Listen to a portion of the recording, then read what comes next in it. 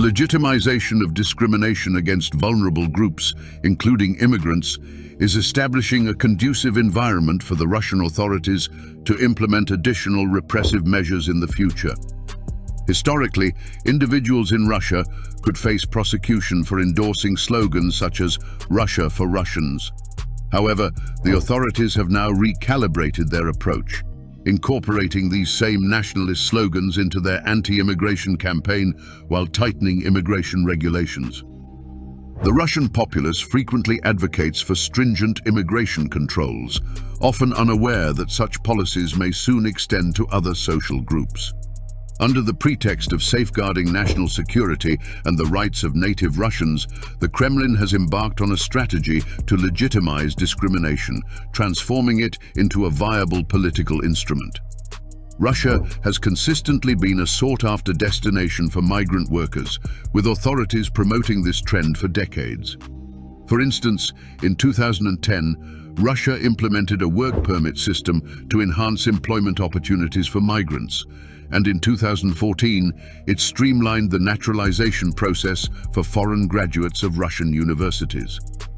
These policies not only encouraged migration to Russia, but also incentivized long-term resettlement, addressing the population decline witnessed in the 1990s and 2000s. Anti-immigration activists in Russia have primarily remained outside government institutions, opting instead to organize street protests and promote extremist slogans at right-wing gatherings. A notable example is the Movement Against Illegal Immigration, DPNI, which along with the Eurasian Youth Federation orchestrates the Russian March, an annual event attracting nationalists and neo-Nazi participants. This event reached its zenith in 2010 with approximately 16,000 attendees. The Russian authorities have consistently expressed caution regarding the growth of the nationalist movement, implementing various countermeasures. The Kremlin has co-opted certain nationalist activists while simultaneously suppressing dissent, resulting in imprisonment, exile, or in some cases, death for many. Currently, nationalist slogans once deemed extreme are gaining open endorsement from some officials. Recently, Alexander Bastrykin, head of Russia's investigative committee, asserted a 32% increase in serious crimes committed by immigrants, a statement echoing the DPNI's perspective but contradicting police statistics indicating an 8% decrease in crimes committed by foreigners this year. Similarly, in June, lawmaker Andrei Klishas emphasized that immigrants seek to inhabit these lands instead of native Russians, portraying this as a significant concern. Patriarch Kirill of Moscow, head of the Russian Orthodox Church, advocates for more stringent immigration controls.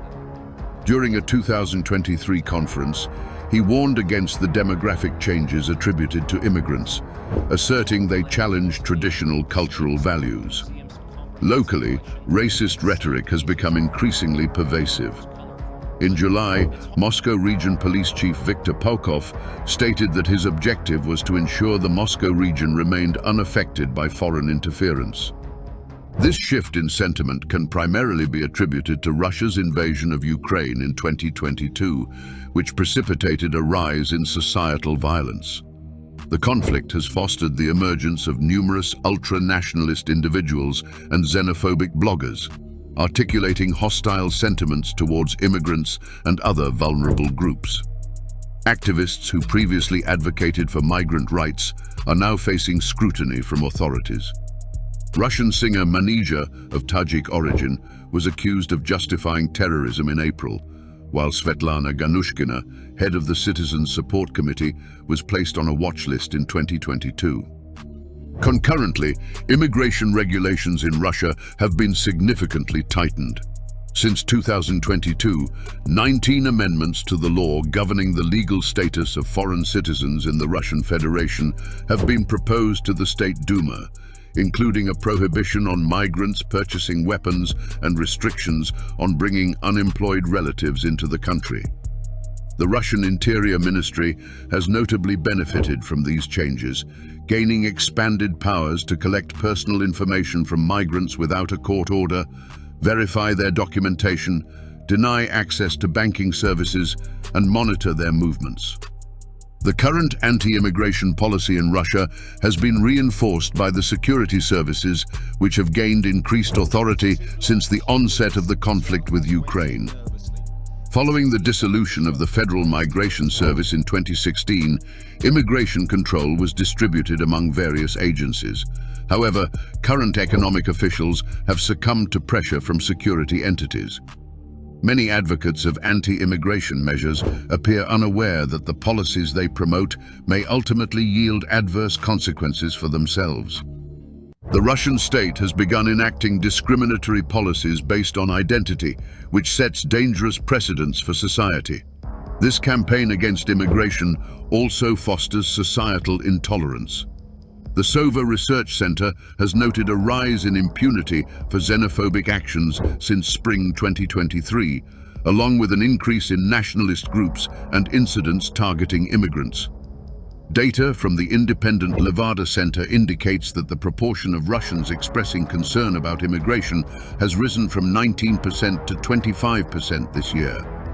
Significantly, the number of individuals advocating for a complete ban on Central Asians entering Russia has doubled, reaching 31%. The shift in Russia's immigration policy reflects the Kremlin's adaptability and strategy. While the discrimination based on political behavior is not new, identity-based discrimination is on the rise. Targeting vulnerable groups such as LGBTQ+ individuals and immigrants may lead to more severe repercussions in terms of repression and social injustice.